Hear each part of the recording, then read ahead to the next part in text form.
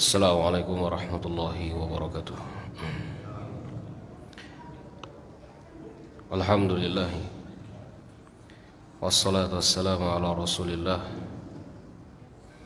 wa ala alihi wa sahbihi wa mawala. Asyhadu an la ilaha illallah wahdahu la syarikalah wa asyhadu anna Muhammadan abduhu wa rasuluh. Allahumma salli ala Muhammadin wa ala ali Muhammad kama sallaita ala Ibrahim wa ala ali Ibrahim wa barik ala Muhammad kama barakta ala Ibrahim wa ala ali Ibrahim fil alamin innaka Hamidum Majid. Hadirin jamaah salat maghrib rahimakumullah. Lanjutkan kajian kita dengan membahas pertanyaan-pertanyaan ya. Di sini ada beberapa pertanyaan. Pertanyaan yang pertama adalah tanggapan ana dengan perkataan jangan pandangi wanita yang belum berhijab. Jangan pandangi dia buruk, barangkali dia punya 2 rakaat tahajud di sisi Allah dan bisa terampuni dosa-dosanya. Ini perkataannya rahimahullah Syekh Ali Jabir ya, kemarin ketika dia diwawancara oleh Dedi Kobuzer. Pernyataan seperti ini sahih dalam ilmu dakwah. Dalam ilmu dakwah sahih. Ya. Kenapa? Karena ketika kita sudah memandang orang itu jelek, ngendekat dia enggak. Benar dah. Kalau kita lah mandang orang itu jelek, ngedekatnya pun enggak mau. Tapi untuk praktek kita pribadi menggunakan perkataan ini salah. Untuk praktek kita pribadi, aku punya 2 rakaat tahajud malam ini, ndak pepe aku buka aurat, salah. Kalau untuk dipraktekkan pribadi. Untuk ilmu dakwah sahih karena beliau seorang pendakwah. Gitu loh. Ketika seorang dai berpikir jelek semua orang yang didakwahi dia, lalah HPG yang akan mendakwahinya. Ya. Jadi ketika perkataan ini untuk seorang dai sahih.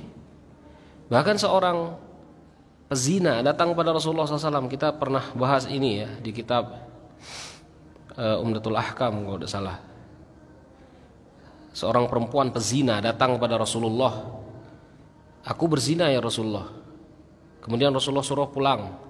Tunggu sampai bayimu itu keluar dari perut. Setelah keluar bayi itu, datang lagi pezina ini. Ini bayiku ya Rasulullah, aku telah berzina. Pulang lagi. Susui dia selama 2 tahun. 2 tahun ini. Setelah 2 tahun disusuinya, datang lagi dia kepada Rasulullah SAW. Aku berzina ya Rasulullah. Setelah datang kepada Rasulullah, bayinya diambil, dia dirajam. Setelah dirajam, disolati oleh Rasulullah SAW. Ketika Rasulullah ingin menyolati, tangannya ditarik Umar bin Khattab. Apa kata Umar? Bagaimana engkau menyolati perempuan yang berzina ya Rasulullah?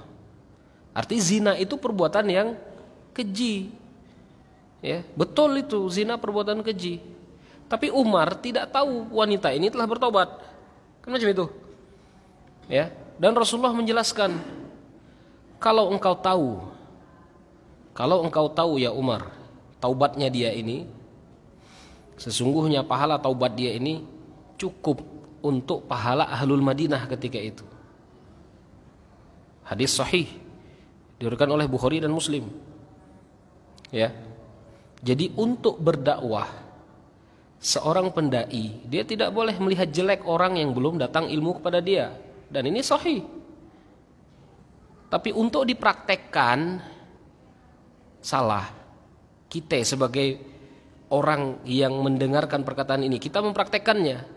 Yang penting aku sholat 2 rakaat, mana nak compang-camping perbuatan aku. Yang penting aku sholat 2 rakaat. Macam mana? Salah kalau kita yang mempraktekkannya. Ya. Karena apa? Karena kita tidak tahu amalan yang Allah terima itu yang mana. Kalau dosa yang kita terima itu sudah positif. Tapi amalan kita yang kita lakukan itu yang mana? Yang diterima Allah Subhanahu wa taala. APG misalkan perkataan ini dijadikan perempuan untuk membuka aurat, ya jelas salah lah. Ya, jelas salah. Maka perkataan ini itu ditunjukkan untuk siapa? Untuk mereka yang berdakwah. Jangan menganggap rendah orang yang mungkin ya membuka auratnya. Gitu loh. Karena mungkin mereka itu baru belajar. Bahkan ibu-ibu baik kesini nih pernah bertanya, ibu-ibu itu, Ustadz aku belum bercadar, boleh dah aku ikut kajian karena aku belum bercadar. Bayangkanlah pertanyaan seperti ini. Ya dah. Nah itu. Karena apa? Karena di image dia itu yang hadir itu harus bercadar semua. Gitu loh ya. Padahal itulah ketutup rapat. Nah, itulah kira-kira. Maka ketika kita berdakwah harus ada praktek hadis Rasulullah ar-rahimuna yarhamuhumur rahman. Sesungguhnya orang-orang yang rahim itu akan dicintai oleh Zat yang Maha Rahim, ya. Jadi ini tanggapan dari ana. Kemudian bagaimana hukum wanita yang menikah dengan laki-laki dalam masa iddah? Ini kebanyakan wanita yang tidak ada sabar ini. Nak cepat kawin, Allahu a'lam. Apa hukumnya? Masa iddah itu apa? Apa masa iddah itu? Pasca perceraian, kata Syekh Ahmad ini. Masa yang dilarang untuk menikah. Kata Pak Gol. Ya. Apa? Hah? Apa? Masa tunggu. Kata Syekh Sulaiman. Wal mutallaqatu yatarabbasna bi anfusihinna thalathata quru, kata Al-Qur'an. Wal mutallaqat, perempuan-perempuan yang ditalak. Perempuan-perempuan yang ditalak yatarabbasna bi anfusihin, mereka itu harus menahan. Ya. Menahan untuk apa? Untuk menikah. Selama salah satu quru itu apa? 3 kali haid. Makanya laki-laki kalau ingin mentalak, jangan mentalak ketika haid. Bid'ah itu. Tolak bid'i kalau ilmu fikih ya. Tolak bid'i. Tapi jumhur ulama menyatakan talak bid'i itu kena. Sah hukum. Kecuali dalam mazhab Imam Ahmad dan pendapat Syekh Ana sendiri tidak kena tolak bid'i itu, harus dirujuk lagi. Talak ketika dia suci. Dan di masa suci itu kita tidak ada hewan nyentuhnya. Yang kelah malam baru dia begagil, pagi kutalak ada sesuai. Ya. Itu. Jadi di masa di mana perempuan itu tidak kita sentuh mentalak itu ya. Yang belum kawin belajar lu bab talak. Yang enggak basing-basing ripat talak, ya. Terus kalau sudah ditalak, ya, perempuan ini harus menunggu masa iddah. Masa iddah ini 3 kali haid. Dan fungsi menunggu ini apa? Fungsi menunggu ini adalah supaya mereka itu bisa untuk memperbaiki hubungannya. Yang mungkin ada kemungkinan laki-laki itu merujuk istrinya. Gitu ya. Maka dalam masa iddah, perempuan tidak boleh keluar dari rumah suaminya. Tidak boleh. Harus tetap melayani suaminya. Suami juga harus tetap mencari nafkah untuk istrinya. Ini kalau faham ilmu fikih. Tapi kadang-kadang kita ini tidak ada paham apa lah. Ku cerai kah? Langsung angkat barang sebagi. Ya. Langsung angkat barang sebagi. Langsung nih yang perempuan nih nongkrong boleh di warung kopi. HP yang dekat dia yolah sebagi kita. Ini mau kacau dunia persilatan ini. Ya. Sok lu saya kawin boleh. Macam mana macam ini? Perempuan yang menikah di masa iddahnya batal nikah dia. Ya. Imam Ibnu Abdul Bar ya. Dalam ya, batal macam mana? Ini perkataan Imam Ibnu Abdul Bar ini. Perempuan yang menikah di masa iddah, kalau dia bodoh dengan hukum-hukum nikah, kalau bodoh nih, dipisahkan. Kalau dia bodoh nih, dipisahkan. Tidak ada hukum bagi dia, tidak ada hukum. Tapi kalau perempuan menikah di masa iddah, dia tahu dengan hukum itu, dia tahu nih, kemudian dia menikah, kemudian dia bercampur udah kawin itu, bercampur, berhubungan badan. Apa kata dia? Yuqamu hadduz zina, dihukum had zina, zina dia. Dipelasa, orang ini dipelasa, dirajam ini perempuan ini. Ya, dirajam ini perempuan seperti ini. Kalaupun dia melahirkan dari suami yang tidak sah tadi, maka anaknya tidak dinisbatkan kepada suami yang baru.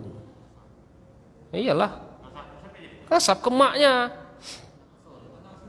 Anak firosh, al-waladu lil firosh, nasab kepada maknya, tidak ada bapak deh.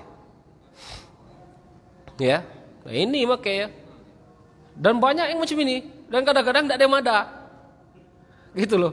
Tidak ada mada lah, dia ini jando, kadang-kadang langsung sapu. Nah ini yang tidak boleh, haram. Ya, tidak diperbolehkan. Maka dia harus menunggu masa iddah itu.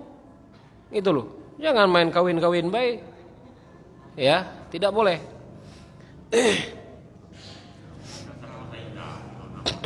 APG kemarin itu cici lihat itu.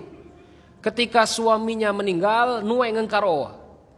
Sok pagi, sok lusa kawin boleh. Ah ini ngengkaro, ini apa ini maksudnya? Ini cici ini ada baik pertanyaan. Ya, apa hukumnya? Sama lah hukumnya. Tidak boleh. Kalau perempuan ditinggal mati suaminya, iddahnya lebih panjang. Bukan 3 quru lagi, bukan 3 kali haid, tapi 4 bulan. 4 bulan 10 hari. Jangan kelasok lusai langsung kawin. Nah ini aku takut kena racun suami ya. Ya. Udah macam mana? Hari ini suaminya meninggal, sok pagi, sok lusai kawin pulih. Tidak sesuai lagi ini, ya, tidak sesuai lagi. Jadi wanita menikah di masa iddahnya haram, batal hukum. Hakim yang menikahinya berdosa hakim. Mendak takkan beda boleh. Kalau tidak tahu beda boleh. Oh, makanya ketika tadi kalau tidak tahu uzur, kalau tidak tahu. Tapi kalau tahu, ya berdosa lah dia. Ya, tidak ada baca. Terus. Pertanyaan selanjutnya di sini. Bagaimana hukum tentang uang admin arisan bandar? Oh, duit bandar. Dia tukang ngambil duit datang ke rumah-rumah. Ya. Terus dia ngasih kesepakatan bahwa anggota arisan yang dapat duit kelak harus bayar 1% ke bandar. Berat nih bandar ini. Apa hukum kira-kira? Apa hukum? Riba. Di mana riba? Hah? Riba di mana ya kira-kira? Hah? Syarat. Apa sob? Syarat. Ya syarat apa yang membuat dia riba itu? Dia dapat misalnya kalau pencairan arisan dia harus bayar fee dengan bandar.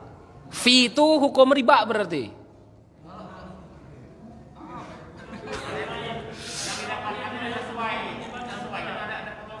Ada potongan, berarti potongan itu riba gitu ya?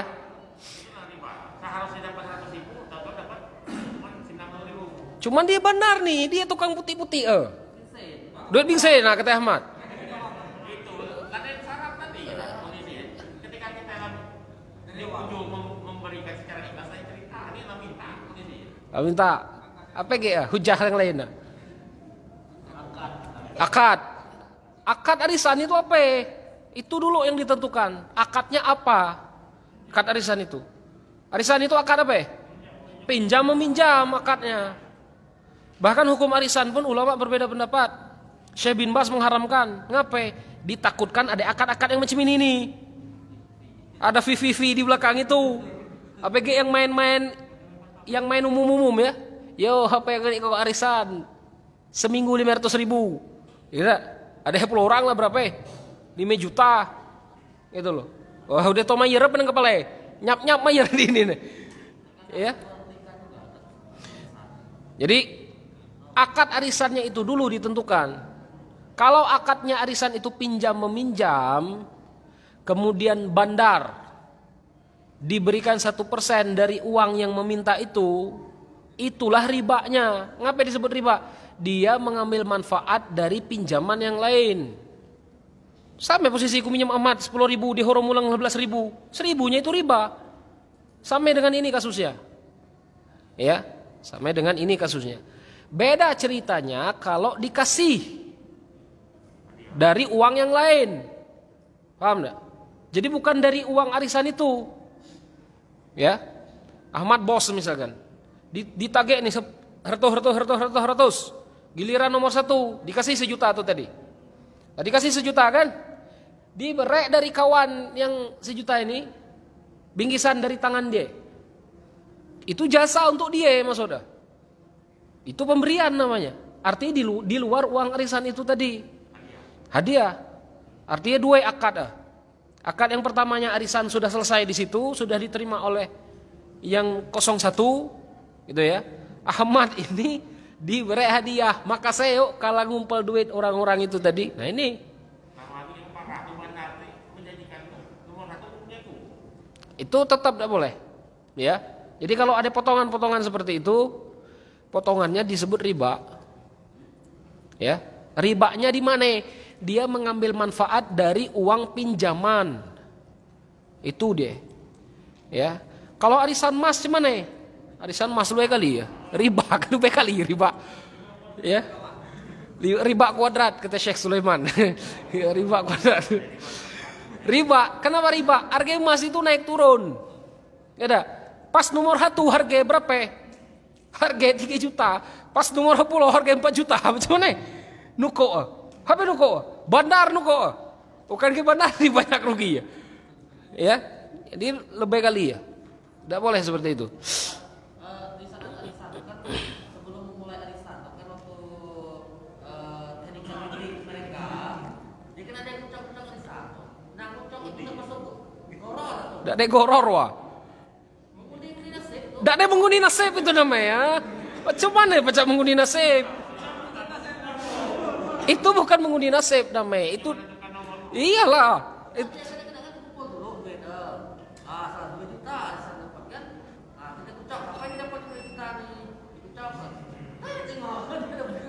Dan masalah kan begilir lah. Rasulullah SAW ketika perang itu pun diundi. Siapa istri yang bakal ikut Rasulullah SAW? Diundi macam itu, judi deh itu. Ada judi kawan. Bahaya kawan. Mengundi nasib. Macam mana baca mengundi nasib itu? Itu bukan mengundi nasib. Itu menentukan giliran pertama sampai terakhir. Ya. Ada mengundi nasib. Tidak ada goror di situ. Tidak ada tingkat kezoliman di situ. Ya. Itu bukan mengundi nasib yang seperti itu. Jadi tidak boleh. Ya.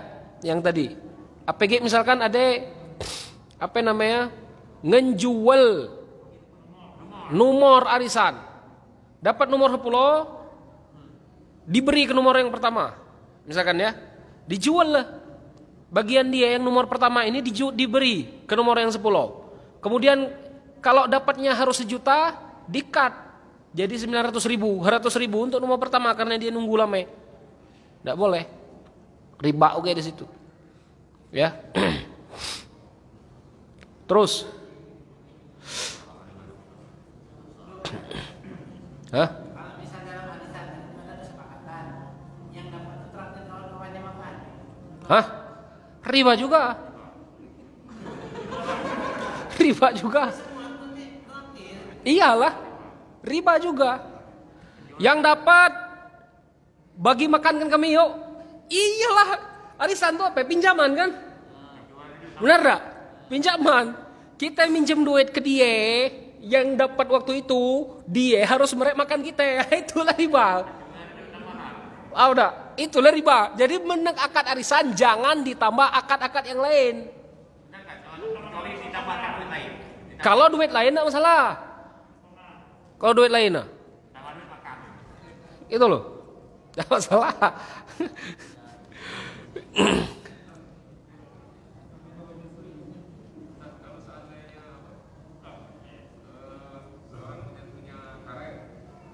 Karet. Misalnya harga sekarang pasaran 8.000, cuman dibeli dijanjikan dengan orang itu harga 10, cuma tempo 6 bulan. Harga 10. Itu gimana? Macam mana ya? Ulangi. Siapa yang punya karet? Pak Isi punya karet. Terus? Misalnya punya karet nih, 10 ton. Terus ada orang yang mau beli, harga sekarang ini sudah tahu 8.000. Dia mau beli harga 10, cuman bayarnya 6 bulan kemudian. 6 bulan kemudian. 6 bulan kemudian berarti akadnya 10.000 harga 10. harga 10.000. Berarti akadnya hutang berarti. Dengan harga yang lebih tinggi kan? Karetnya itu juga karetnya. Itu, boleh enggak? Boleh. Tapi di majelis itu kan? Di majelis itu kan akadnya. Paham enggak? Paham enggak maksudnya? Pak Esi punya karet kan 1 ton kan? Harga sekarang karet itu 8.000 misalkan. Tapi aku beli dengan harga 10.000 misalkan. Hutang. Aku hutang dengan Pak Esi. Aku bayar 6 bulan lagi. Boleh atau tidak? Boleh. Tidak jadi masalah. Walaupun misalkan harga karet 6 bulan lagi harga 12.000, 13.000. Yang penting akadnya itu hari ini. Boleh. Ataupun misalkan 2 bulan kemudian harga karet itu turun jadi 5.000. Tidak dipacak, tetap harganya hari ini. Harga 10.000 itulah. Kalau karet tidak masalah. Kalau emas haram. Boleh ya. Karena ribawi. Kalau karet tidak masalah. Ya. Terus menghindari yang mendatangkan sihir seperti gambar makhluk bernyawa, apakah termasuk foto orang atau hewan dengan kamera atau gambar tangan dan lukisan? Karena pernah dengar dari teman katanya kalau gambar yang diambil dari kamera tidak termasuk dalam gambar makhluk hidup yang dilarang. Gambar dalam kamera juga bisa jadi wasilah kalau dia itu dianggungkan seperti patung. Ya. Gambar yang diambil dari kamera, kemudian dia dicetak, kemudian dia diagungkan seperti patung, bisa juga kena menjadi wasilah sihir ataupun ain, bisa jadi. Gitu loh. Bukan hanya patung baik. Makanya kalau misalkan dalam bab kamera ini cukup disimpan di album itu baik, tidak untuk dipajang-pajang, gitu loh. Ya, dan ini pendapat anak pribadi. Kalau syekh aku nyebut gambar seperti itu pun tidak boleh. Makanya beliau tidak mau di kamera seperti ini. Tapi ada sebagian syekh itu yang tasahul itu mempermudahnya. Yang penting tidak ada di gambar. Kalau yang seperti ini tidak jadi masalah. Ya, gambar yang seperti ini. Tapi yang ana lihat meruqyah orang yang di ruangan ada gambar-gambar, foto macam ini pun sama. Susah untuk bereaksi. Ya. Jadi artinya apa? Artinya foto-foto seperti itu juga berpengaruh. Ya. Artinya jin itu juga suka. Walaupun itu berhubungan dengan teknologi kita sekarang. Maka kalau anak sendiri menganjurkan ya foto-foto seperti itu untuk disimpan saja, jangan dipajang-pajang di rumah kita. Ya. Jadi seperti itu. Perkara ziarah kubur, berat bab ini. Bagaimana tata cara ziarah kubur yang sesuai dengan syariat Islam? Rasulullah SAW itu pernah berkata ya, kuntu nahaitukum an ziyaratil kubur. Aku pernah melarang kalian ziarah kubur. Kenapa? Rupanya Rasulullah SAW melarang ziarah kubur itu dulu. Kemarin di kitab fikih yang dibahas ibu-ibu kemarin. Perempuan-perempuan itu ketika mereka bersedih di siwa, orang-orang yang bagus akting menangis itu di Siwo untuk dikubur dan menangis di sana. Ya. Untuk menangis di sana. Dan semakin banyak orang yang menangisinya berarti semakin syarif orang ini, semakin berarti diagungkan orang ini. Karena memang disewa untuk menangisi itu tadi. Ya. Makanya Rasulullah SAW melarang untuk melakukan ziarah kubur ketika itu. Kemudian datang kalimat setelahnya, fazuruha, maka sekarang kata Rasulullah ziarahi kubur itu. Apa fungsinya ziaratul kubur itu? Fa innaha tudzakirul maut. Sesungguhnya ziarah kubur itu mengingatkan kita dengan kematian, itu fungsinya. Makanya jumhur ulama menyatakan bahwasanya ziarah kubur itu mustahab, sunnah. Itu ya. Karena apa? Karena ziarah kubur itu mengingatkan kita dengan kematian. Itu fungsinya. Bagaimana caranya supaya ziarah kubur itu mengingatkan kita kepada kematian? Kan itu pertanyaannya. Kalau cuma ziarah kubur, kita liwat ke pasar pagi tiap hari liwat kubur. Nah, tengok, bagus kubur dia tuh. Ingat mati tidak kira-kira? Ingat mati tidak? Tidak. Disebut ziarah tidak dia? Bukan disebut ziarah. Ya. Maka bagaimana ziarah kubur yang mengingatkan kita kepada kematian? Rasulullah SAW ketika itu ya diriwayatkan oleh Imam Muslim pernah berziarah ke kubur Baqi di malam hari. Di malam hari. Aisyah ketika itu hilang, nyari Rasulullah SAW di atas kasur. Rasulullah hilang. Aisyah ini berprasangka Rasul ini ke rumah bini yang lain. Cuma aneh jatah aku, kata Aisyah. Ya. Maka Aisyah keluar rumah nyari Rasulullah. Dan ternyata Rasulullah SAW berada di depan kuburan Baqi. Ya. Kemudian Aisyah ngintip di belakangnya, dikasih tahu oleh malaikat. Ya. Disitulah Rasulullah SAW mengajari Aisyah doa ketika ziarah kubur. Ya. Dan Rasulullah SAW menyebutkan Assalamualaikum ya ahlad diyar minal mu'minin. Disebut Assalamualaikum. Memberikan salam kepada ahli kubur sama dengan memberikan salam kepada kita. Assalamualaikum, mendoakan. Ya. Begitu juga dengan ahli kubur, kita salam kepada mereka. Itu adab yang pertama. Ya.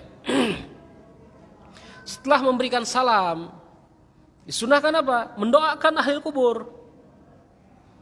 Ya. Apalagi ketika kita memahami doa-doa itu. Allahumma ighfir lahu warhamhu wa'afihi wa'fu anhu. Ya Allah, ampunilah dia. Kemudian sayangilah dia. Dan wa'fu, maafkan kesalahan-kesalahan dia. Allahumma wasi', perluaskan kuburnya. Nawwir, berikan cahaya di dalam kuburan itu.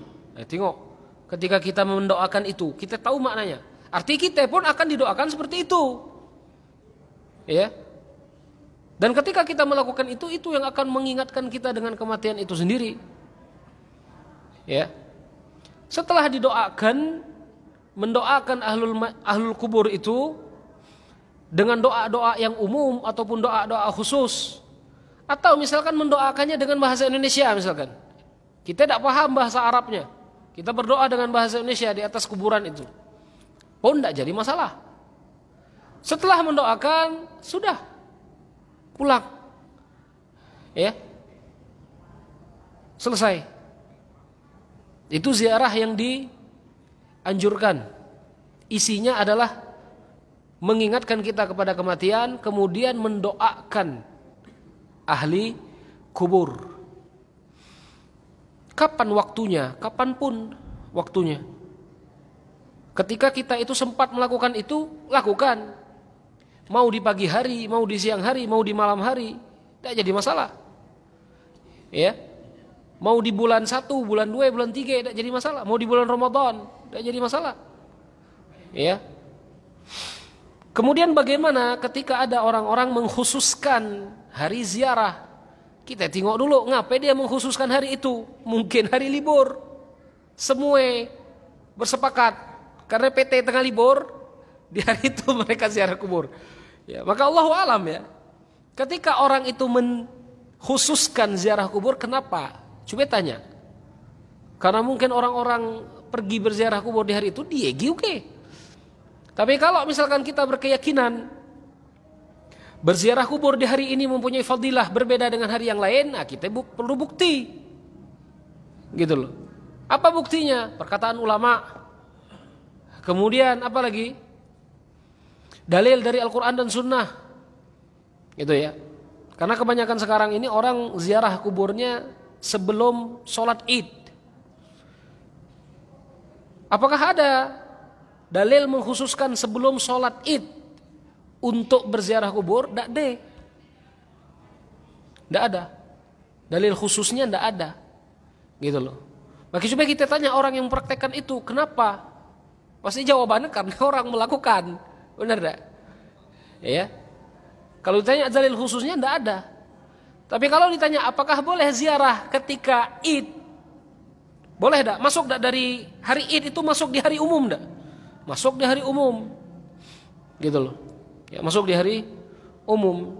Jadi kalau ditanya apakah ada hari khusus untuk berziarah, Allahu alam ya, tidak deh. Kapanpun ingin berziarah, tidak jadi masalah, disunahkan. Jangan ada keyakinan bahwa hari itu ada fadilah khusus. Iya, itu ya.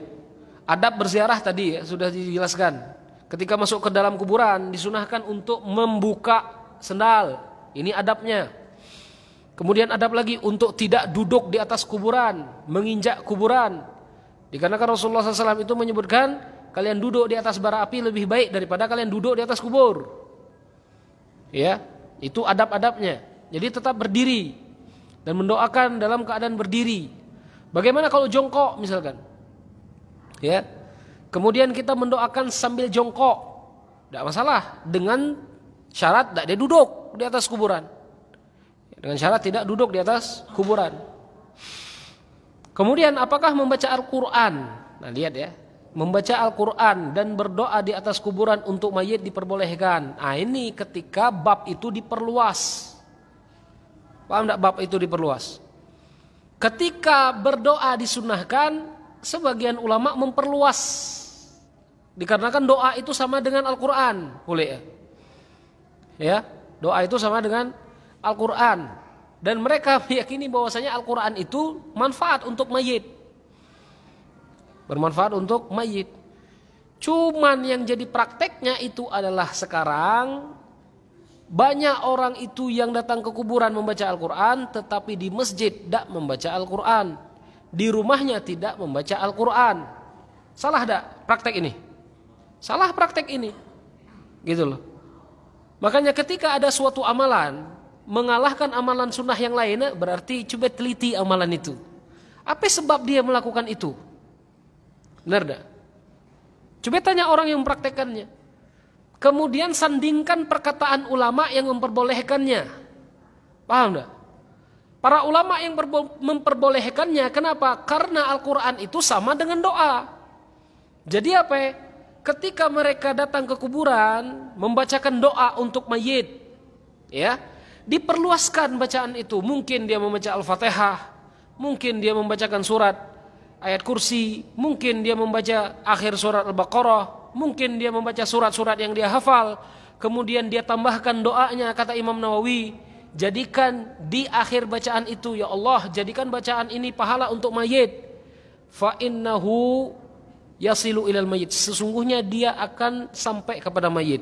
Ini perkataan Imam Nawawi. Tapi kadang-kadang ada yang mempraktekkannya berbeda dengan perkataan para ulama. Dia mui Al-Quran dari rumah, kemudian dia mui tikar, kemudian dia membacanya di situ, tetapi di rumahnya dia tidak pernah baca. Benar kan? Artinya dia mengkhususkan kuburan untuk membaca Al-Quran. Ini yang kadang-kadang membuat salah paham. Gitu loh. Ya, yang membuat salah paham. Perkataan Imam Nawawi, kalau kita baca dari rumah, sampai tak? Sampai. Kita membacanya dari rumah.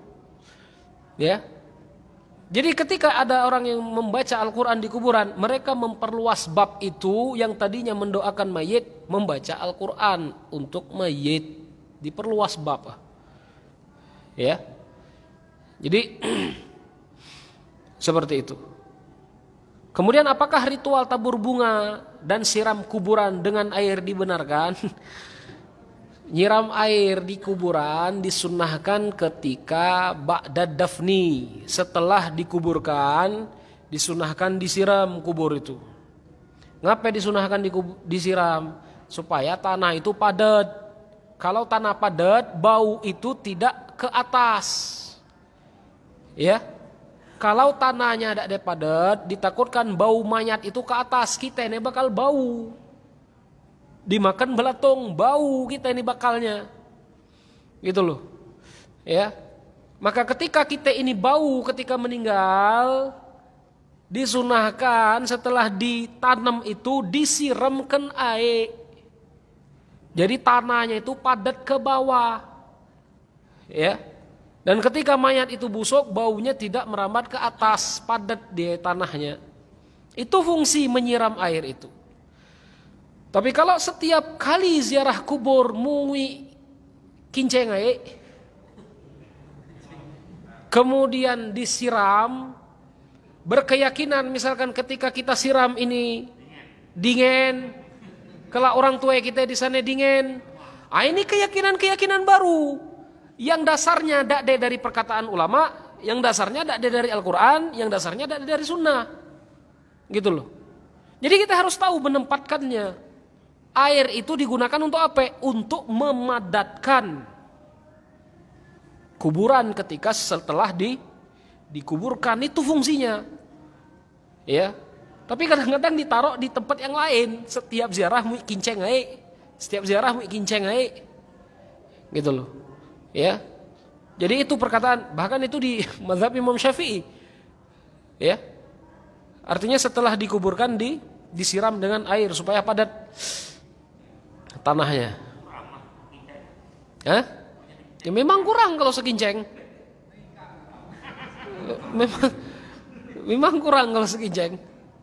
Harus dengan air, ya. Dia seperti itu.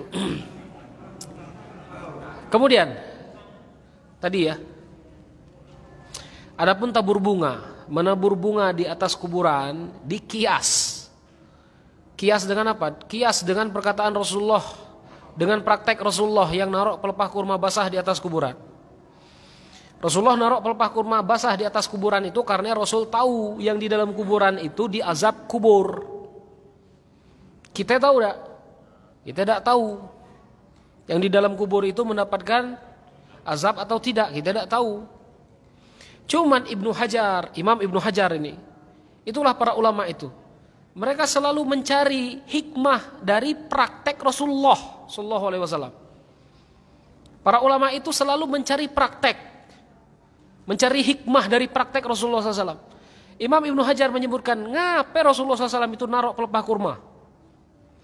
Ya, dikarenakan pelepah kurma yang masih basah, yang masih hijau, yang masih hidup.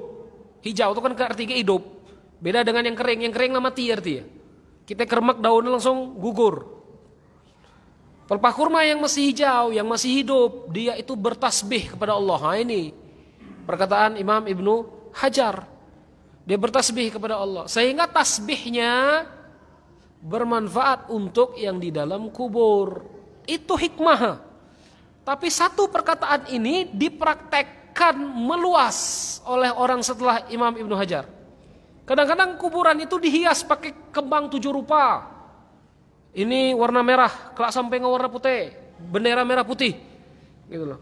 Kelak di atas dipasang bule, diperluas, gitu loh. Sehingga perkataan ulama itu yang tadinya ingin mentafsirkan perkataan Rasulullah menjadi praktek yang baru oleh masyarakat kita. Dan dijadikan sebagai ketetapan yang harus dilakukan ketika menguburkan, kan macam itu.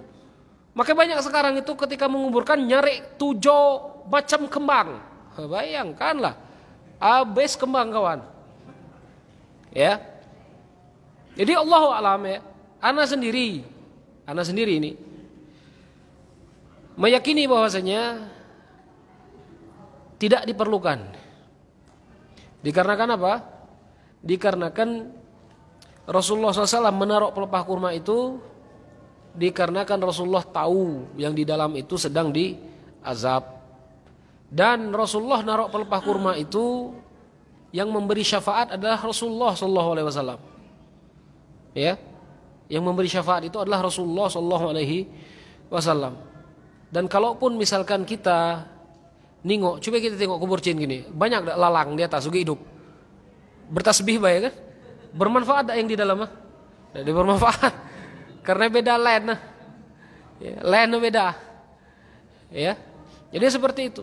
Bahkan kemarin ada yang bertanya, ya, apa hukumnya menanam pohon di atas kuburan dengan dalil bahwasanya pohon itu bertasbih kepada Allah supaya yang di dalam kubur itu selalu mendapatkan tasbih. Ini kan praktek yang baru ini, benar tak?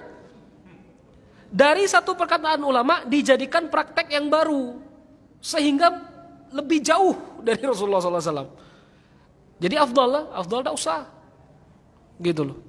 Afdalnya ndak usah, ya. Jadi seperti itu. Allahu a'lam. Hukum anak laki-laki memandikan mayit ibunya, boleh tak?